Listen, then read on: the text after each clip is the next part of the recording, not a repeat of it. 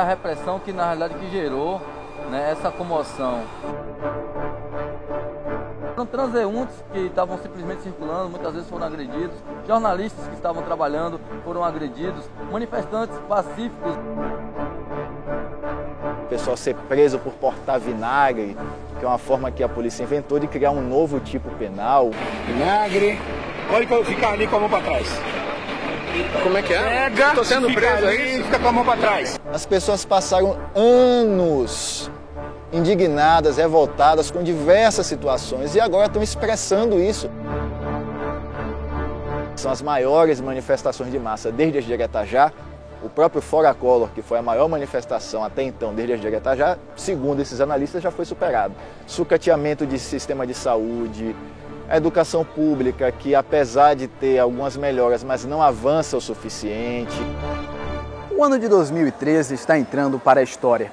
No último mês, com interesses assumidamente difusos, jovens emergiram das redes sociais e conseguiram levar mais de 1 milhão de pessoas às ruas em diversas cidades brasileiras por melhorias no sistema público, a partir de um movimento que começou na capital paulista contra o reajuste da tarifa de ônibus. O que aconteceu foi esse aumento de tarifa, antecedido por vários outros protestos, como a greve de professores estaduais, como nos anos anteriores, protestos do próprio Movimento Passe Livre, que conseguiu fazer alguns dos maiores protestos massivos que já houve em São Paulo nos últimos 5 anos, pelo menos. E o próprio Movimento Passe Livre, ele enquanto organização, ele já é mais antigo do que esses protestos em São Paulo. Passe livre para estudantes, tarifa zero, auditoria do metrô, PEC 37, irregularidade nas obras da Copa, cura gay, fora Renan. Foram algumas das bandeiras levantadas nacionalmente pelo movimento. Quando a manifestação ou as manifestações no Brasil inteiro começam a tomar um caráter muito massivo, é que passa a haver, claro, uma disputa a respeito de qual é o sentido, qual é a pauta, o que é o conteúdo dessas manifestações. Aí já começa a aparecer a pauta colocada pela revista Veja, já começa a aparecer a pauta colocada pela Globo, envolvendo várias outras questões que sequer estavam passando pela cabeça das pessoas. E começa a haver uma disputa simbólica em torno das pautas do movimento. Além da disputa que já existe entre as diversas correntes políticas organizadas, entre essas correntes e setores da população que têm uma rejeição a esse tipo de forma de organização. Além disso tudo, passa a haver a disputa de pauta, que é amplificada com o pronunciamento da Dilma e com as 5 medidas que ela lança. Todos os outros pontos que havia nessas propostas colocadas pela imprensa e nas propostas colocadas pelo governo federal são pautas que não estavam tanto na boca das pessoas na rua, não estava como alvo de manifestações. É uma coisa que veio de cima, numa tentativa de disputa simbólica. Já que nenhuma das organizações, seja de direita, seja de esquerda, conseguia fazer mobilizações de massa desse porte, agora todo mundo quer pongar no movimento. Aqui, em Salvador, as maiores demandas apresentadas pelo movimento em protesto nas principais vias e avenidas da cidade estão relacionadas à mobilidade urbana. O que a gente tem verificado em Salvador, que não é diferentemente do restante do país, é o aumento exponencial da quantidade de veículos nas ruas, né, em detrimento das vias de escoamento desse fluxo. Isso tem feito com que nós brasileiros, baianos e soteropolitanos sobretudo, percamos os nossos horários, os nossos compromissos.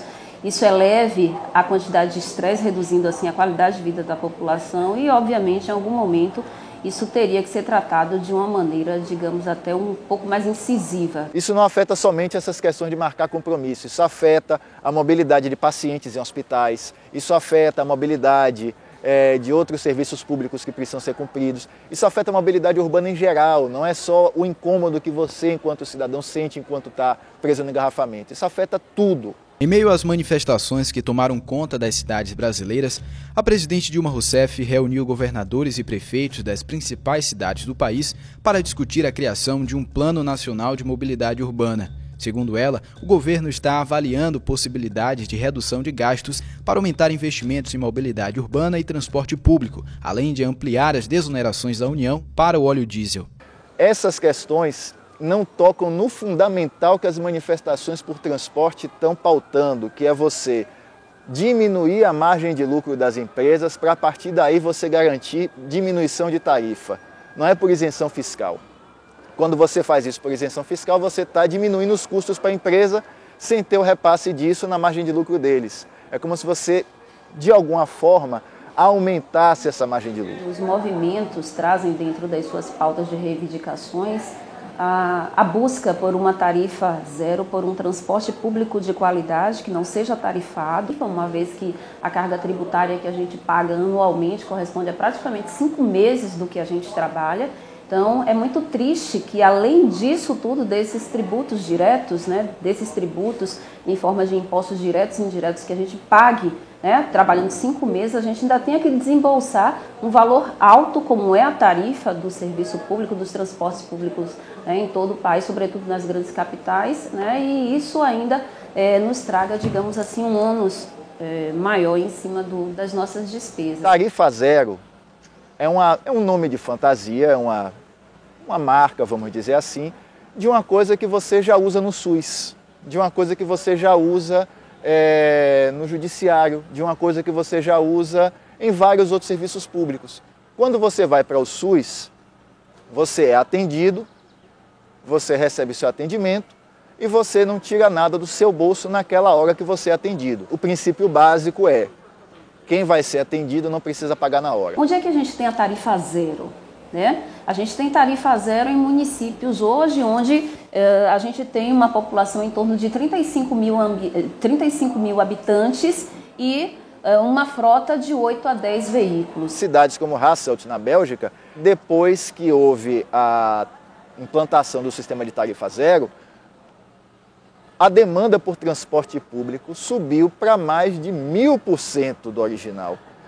E o investimento que ia ser feito em mais obras viárias deixou de ser necessário porque o volume de tráfego diminuiu. O que significa dizer, quando você investe, quando o poder público investe na mobilidade urbana da população, uma série de outros gastos termina sendo colocado em segundo plano. É complicado, Eu acredito que seja difícil dentro da estrutura econômica que a gente tem hoje, dentro da conjuntura que a gente tem hoje, a gente fazer a proposição de que nós pudéssemos nos locomover, A gente tivesse mantido esse direito de ir e vir para o trabalho, para a diversão, para o lazer, para o que quer que seja, sem necessariamente a gente ter que incorrer nesse custo. Como é que você vai fazer isso? Primeiro, mobilidade urbana, apesar de ser um serviço público gerido pelo município, o custeio dele não precisa ser necessariamente municipal. Você pode ter uma série de ações por parte dos governos estaduais e do governo federal que possam aportar recursos para o serviço público de transporte gerido no modelo tarifa zero. Eu acredito que seria mais um ônus para a União como um todo, E talvez fosse difícil para a União fazer a gestão desses tributos em nível municipal. Eu acho que tem que haver sim uma parceria, a responsabilidade deve efetivamente ser do município, a responsabilidade pela gestão desse recurso público, destinando-se à questão do transporte público, a questão da mobilidade urbana deve sim continuar a cargo do município, mas esse município tem que trabalhar com o apoio do Estado e também com o apoio da União. A má qualidade do sistema público de transporte já serviu de estopim para revoltas coletivas em diversos períodos da história. Em 1930, por exemplo, usuários do transporte público incendiaram cerca de 60 bondes da Companhia Circular da Bahia. A grande questão é que a prefeitura, antes de querer apresentar planilhas, ela tem que, sobretudo, se debruçar sobre um projeto qualquer de mobilidade urbana. Ela tem que discutir com a população qual é o projeto de mobilidade urbana que a população quer, independente de dizer se tem ou não recurso. Porque se tem ou não recurso, é pensar como adquirir esses recursos, como correr atrás dos recursos, como viabilizar para que os projetos sejam implementados. Então, mesmo antes de pensar em viabilizar os projetos, ela já está dizendo que não é viável. E eu entendo que é difícil levar para a grande massa, levar para a população de que forma se dá a gestão dessa despesa pública. O que as pessoas sabem, o que todos nós sabemos como cidadãos, é que existe uma arrecadação de impostos e nós, fazendo o nosso papel como bom cidadão, a gente espera que esses impostos cobrados sejam revertidos em benefício dessa sociedade a partir do atendimento das suas demandas. O que tem que acontecer é abra debates públicos, abra assembleias públicas, ouça a população a respeito dos diversos temas que estão sendo pautados. Se você quer ter projetos, não vá bolar isso no seu gabinete. Venha para a rua, venha discutir com a população, apresente propostas, ouça as propostas da população e vamos construir alguma coisa nisso aí. No último dia 27, ativistas do movimento Passe Livre Salvador entregaram uma carta de reivindicações à Prefeitura, com 21 pontos a serem debatidos. Entre os principais estão a criação do bilhete único, ampliação da frota de ônibus, ativação e ampliação do metrô de Salvador, extinção da tarifa para os trens do subúrbio, além da construção de novas estações e ciclovias. A grande pergunta para mim que fica é, ao longo dos próximos anos, o que é que vai ficar de saldo na consciência das pessoas? O que é que vai ficar de saldo na capacidade de mobilização? O movimento de agora planta boas sementes que vão para além da sua própria pauta. Eu acho que isso é importante a gente observar. Aqui talvez seja o maior ganho nessas mobilizações, não são só algumas demandas atendidas pelo poder público, né? O maior ganho é o fato do povo estar constituindo uma cultura de mobilização. Sem violência! Sem violência!